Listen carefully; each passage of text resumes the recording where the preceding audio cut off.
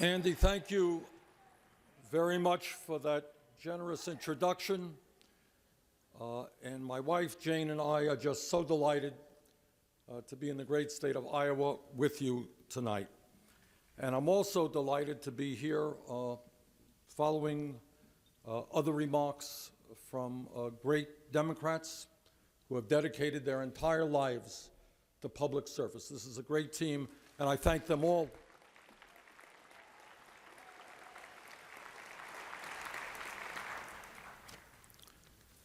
Let me begin by suggesting something to you that I think very few candidates ever say. And that is, given the reality of economics and politics in America today, no president, not the best, can bring about the changes we need in this country unless there is a political revolution.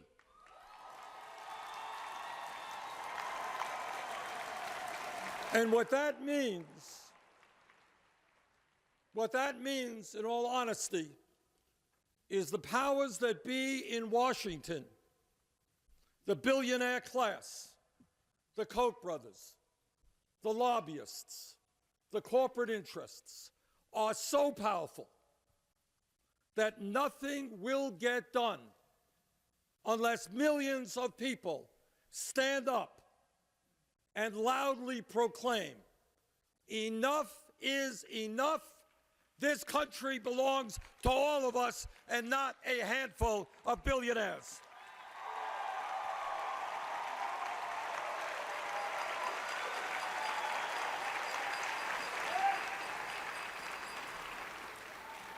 My point is that no president does it alone. We need a mass movement from coast to coast so that Republicans understand that when they give tax breaks to their billionaire friends, when they try to cut Social Security or Medicare, we know what's going on, and that vote will be their last term in Congress.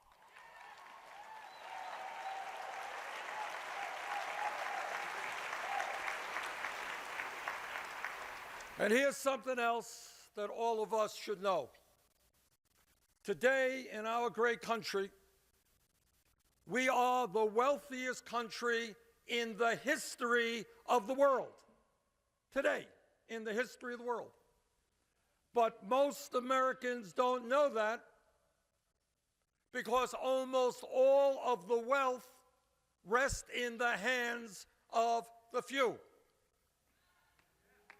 America now has more wealth and income inequality than any major country on earth, and it is worse today than at any time since 1928.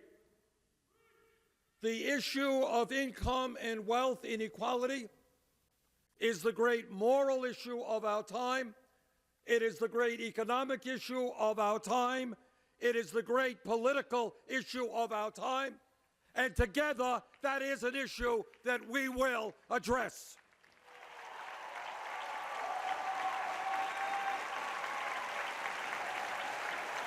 Let me be as clear as I can be. There is something profoundly wrong when the top 0.1% own almost as much wealth as the bottom 90%. There is something profoundly wrong when one family, the owners of Walmart, own as much wealth as the bottom 40% of the American people. There is something profoundly wrong when millions of workers are working longer hours for lower wages, when we have by far the highest rate of childhood poverty in the industrialized world, and almost all new wealth and income goes into the hands of the few. Enough is enough. That has got to end, and together we will end it.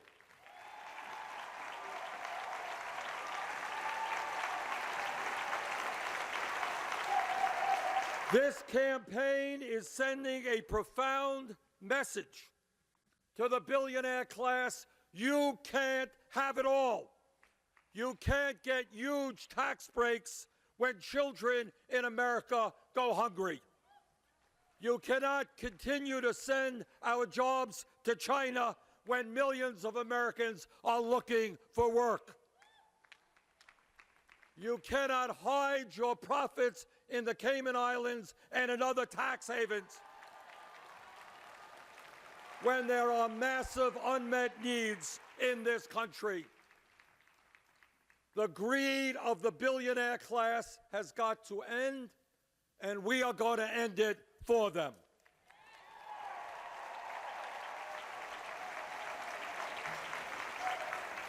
But it is not just income and wealth inequality. It is the fact that we have millions of people working longer hours for lower wages. And that is why we have got to raise the minimum wage to a living wage. Nobody in America who works 40 hours a week should be living in poverty. And that is why I have led the effort in the United States Senate, not only against NAFTA, CAFTA, and permanent normal trade relations with China, but I'm leading it against this disastrous TPP trade agreement.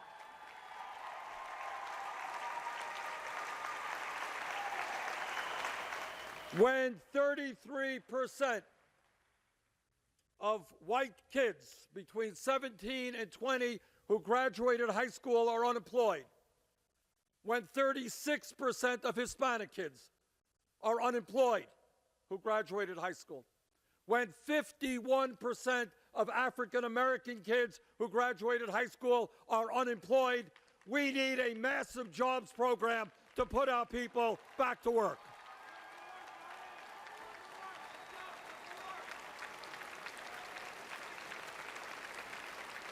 And when our infrastructure, our roads, our bridges, our water system, our rail system is crumbling, there is more than enough work to do. Let's rebuild our infrastructure, create millions of decent paying jobs.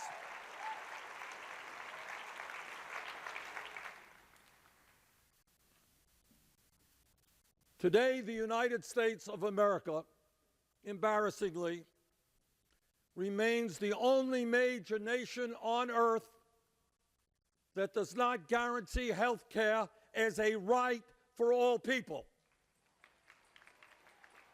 I voted for the Affordable Care Act, and it has done a lot of good. But there are still 35 million Americans with no health insurance and many more who are underinsured. Now is the time for us to say loudly and proudly, America will join the rest of the industrialized world with a Medicare for all single-payer program.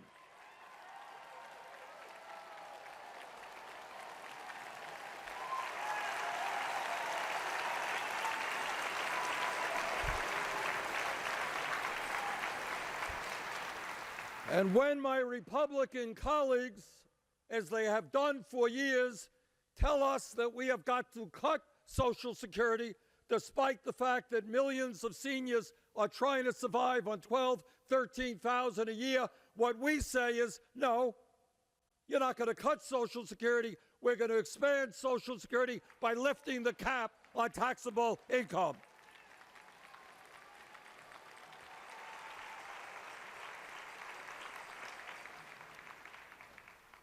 My Republican colleagues in the Senate talk about family values. You all know what they're talking about.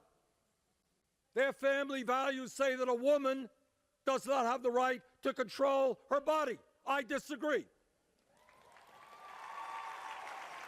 They say a woman should not be able to get the contraceptives she needs. I disagree. They say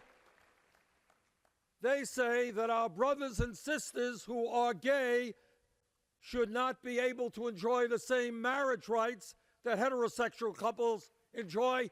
We disagree.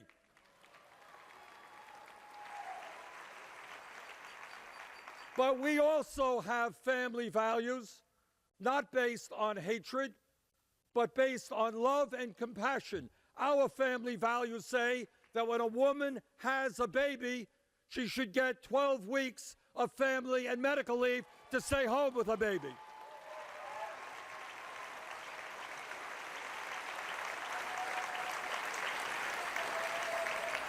Now, there's another issue out there that must be addressed, because perhaps it is the most important issue of all, and that is to understand that the Supreme Court's decision on Citizens United is moving this country toward an oligarchic form of society, because it is allowing billionaires to buy elections with super PACs and unlimited sums of money.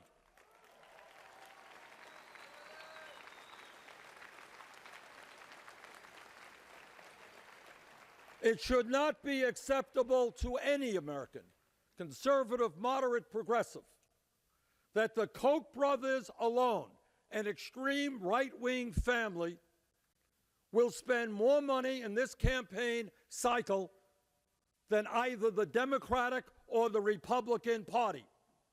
When one family spends more money than either of the two major political parties, brothers and sisters, that is not democracy. That is the path of oligarchy. That's why Citizens United must be overturned.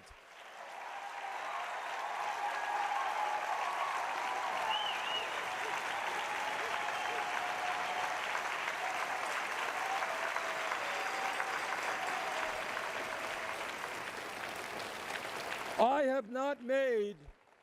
have not made many promises in this presidential campaign, but here's one I have made.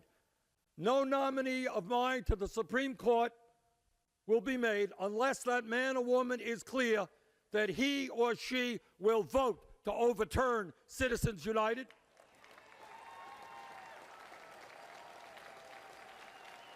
And furthermore, we've got to go further. We have got to, in my view, move to public funding of elections so that anybody can run for office without being dependent on the wealthy and the powerful. At my table here this evening, I have 7 or 8 wonderful young people. And the reason that I asked them to join me tonight is to highlight a tragedy in this country. These young people collectively owe more than $1 million in student debt. I have introduced legislation and will fight as President of the United States to make certain that every public college and university in America is tuition free.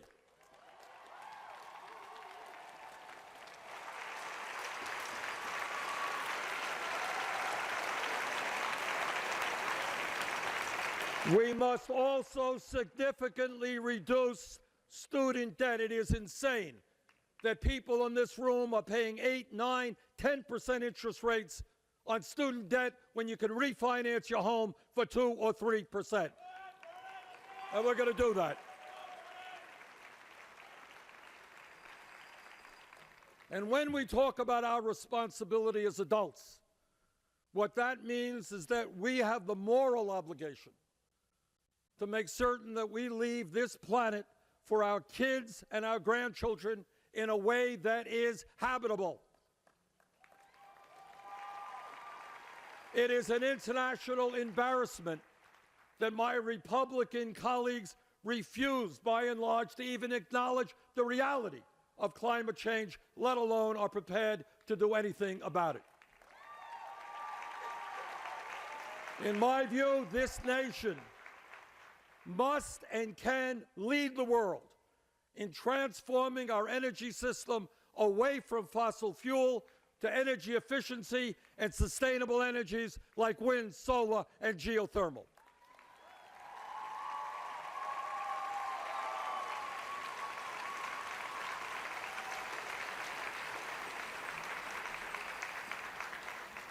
And like everybody in this room,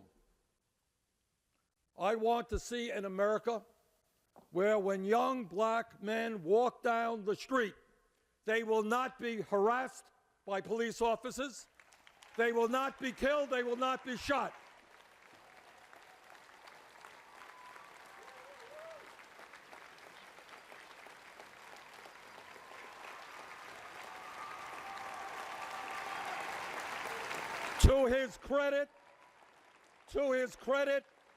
To his credit, President Obama did something extraordinary the other day. He had the courage to go to a federal jail and talk about the absurdity of a criminal justice system in which, if we don't change it, 1 out of 4 male African Americans born today will end up behind bars. That is not the America we believe in. And that is why we believe that it makes more sense to invest in jobs and education, not jails and incarceration.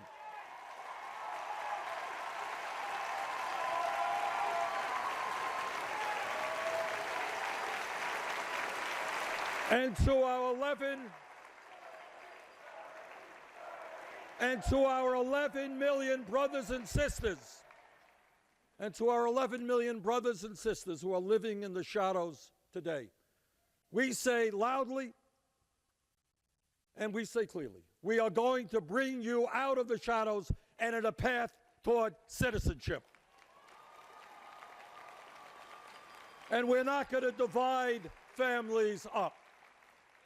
Brothers and sisters, we are the wealthiest nation in the history of the world. There is nothing we cannot accomplish. Please don't think small, think big.